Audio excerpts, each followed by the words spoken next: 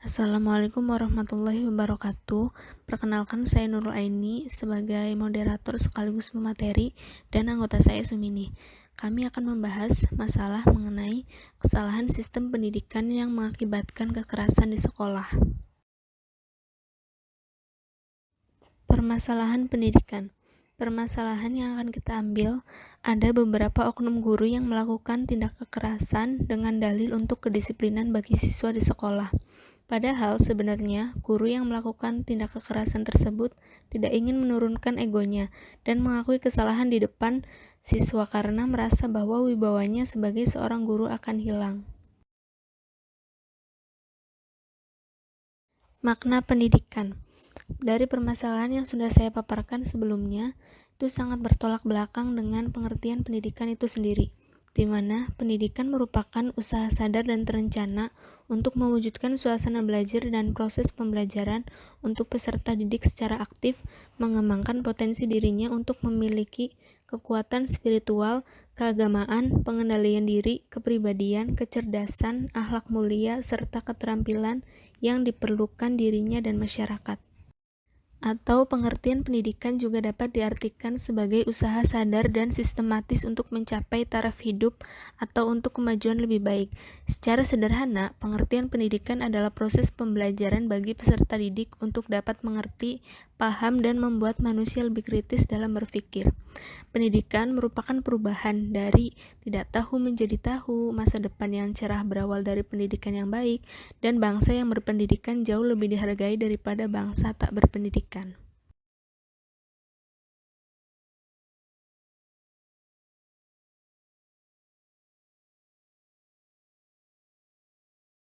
Mengapa terjadi kekerasan di dalam sekolah? Apa penyebabnya? Nah, dalam proses pendidikan, tentu akan mengalami berbagai permasalahan, terutama masalah yang timbul dari peserta didik. Tidak jarang seorang guru yang mengalami masalah-masalah yang terjadi menggunakan kekerasan yang pada akhirnya menimbulkan permasalahan baru, dan tindakan kekerasan yang telah dilakukan oleh seorang guru hanya karena ingin mendisiplinkan siswa. Banyak cara lain untuk mendisiplinkan siswa, tidak harus dengan kekerasan. Padahal, sebagai pendidik, guru seharusnya tahu bahwa kekerasan dalam dunia pendidikan justru menambah penderitaan bagi siswa. Kekerasan dapat mengakibatkan bahaya fisik, psikologis, atau finansial yang dialami siswa-siswinya. Penyebab kekerasan bisa karena beberapa faktor, yaitu yang pertama, kekerasan dalam pendidikan bisa muncul sebagai akibat adanya pelanggaran yang disertai dengan hukuman, terutama fisik. Ada pihak yang melanggar dan ada pihak yang memberi sanksi. Bila sanksi melebihi batas atau tidak sesuai dengan kondisi pelanggaran, maka terjadilah tindak kekerasan.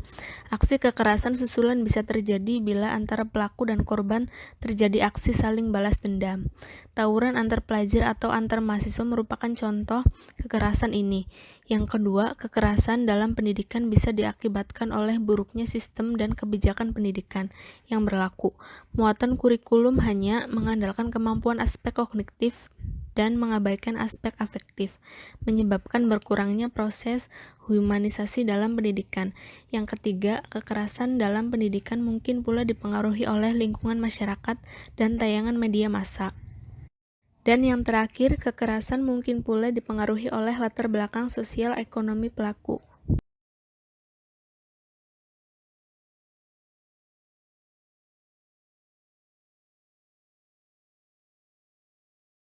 Dari gambar tersebut, jika kalian menjadi seorang siswa, kalian akan memilih gambar yang di atas atau yang di bawah. Rata-rata, seorang siswa pasti akan memilih gambar yang di bawah.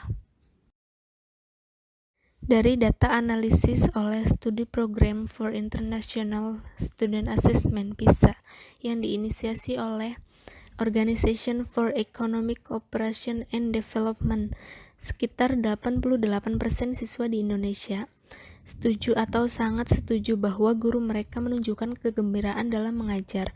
Menurut PISA, anak-anak yang menyukai gurunya cenderung senang dengan apa yang guru sampaikan.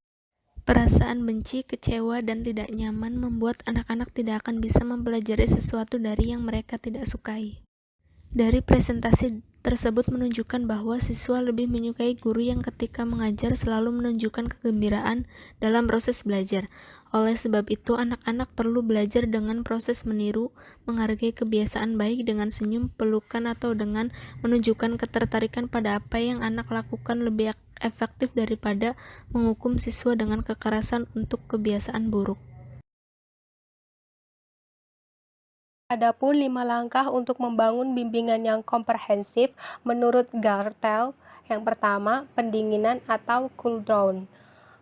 Guru dan semua anak yang terlibat membutuhkan waktu beberapa saat untuk mendinginkan kepala sebelum bicara. Hal ini dilakukan supaya semua yang dapat terlibat dalam pembicaraan bisa bersikap lebih tenang. Yang kedua, mengidentifikasi masalah. Anak-anak menyetujui permasalahan apa yang terjadi dan mengungkapkannya dengan kata-kata. Mereka mungkin membutuhkan bantuan ketika melakukan ini. Yang ketiga, solusi brainstorm. Anak-anak mengungkapkan dengan beberapa solusi. Yang keempat, maju, yaitu memperhatikan solusi yang sudah diungkapkan. Yang terakhir, melanjutkan dengan monitoring, dorongan, dan bimbingan pada anak di mana anak terlibat, yaitu dengan Gerakan Sekolah Menyenangkan atau GSM yang hadir dengan konsep sekolah masa depan yang mengubah pola didik Mendikte yang telah usang menjadi sekolah menyenangkan. GSM berusaha untuk menciptakan lingkungan positif, mengubah paradigma guru sebagai pengajar fasilitator. GSM juga melibatkan dan mendengarkan siswa karena mereka adalah subjek, bukan sekedar objek dari pendidikan.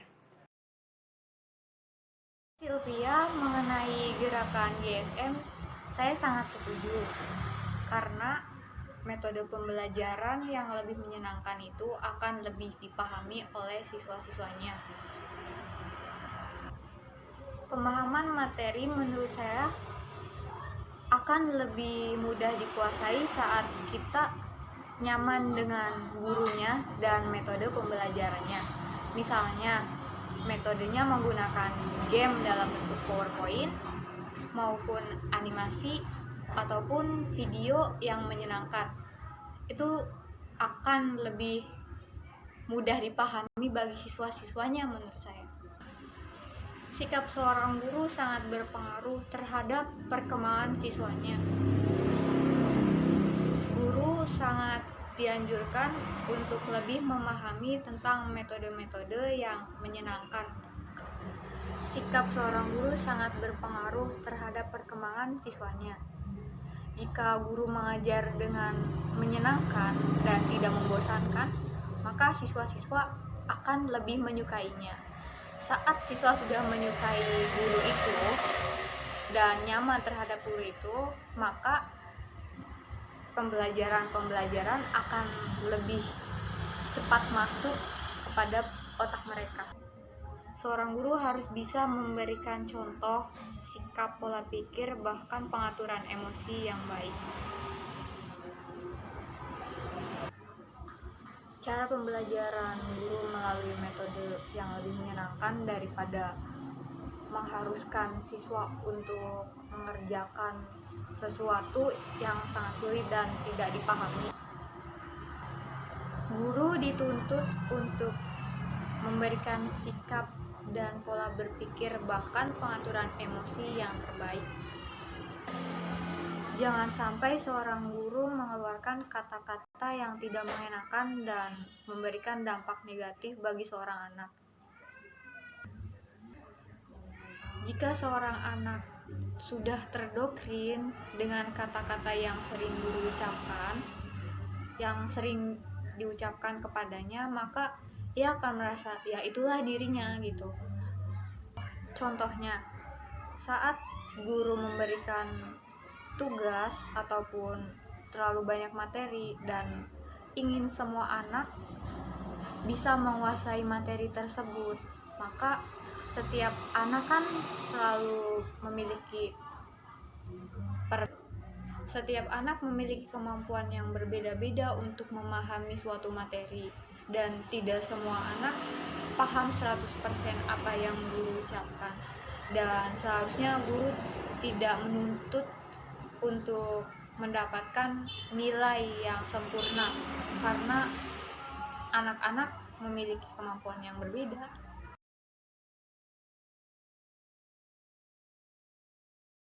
Dalam kebijakan yang kami usulkan tidak bertentangan dengan hukum, dikarenakan dalam Undang-Undang Negara Republik Indonesia Nomor 20 Tahun 2003 tentang Sistem Pendidikan Nasional memuat dalam bab 1 ketentuan umum pasal 1 nomor 1 yang menyatakan pendidikan adalah usaha sadar dan terencana untuk mewujudkan suasana belajar dan proses pengajaran agar peserta didik secara aktif mengembangkan potensi dirinya untuk memiliki kekuatan spiritual keagamaan, pengendalian diri, keterampilan, kecerdasan, akhlak mulia, serta keterampilan yang diperlukan dirinya, masyarakat, bangsa, dan negara.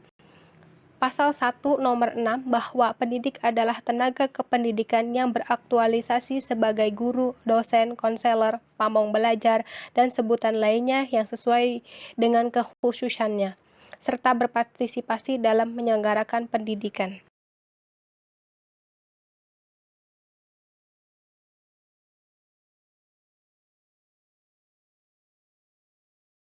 Dampak kekerasan guru terhadap siswa yaitu mengakibatkan bahaya fisik, psikologis, atau finansial yang dialami siswa-siswinya.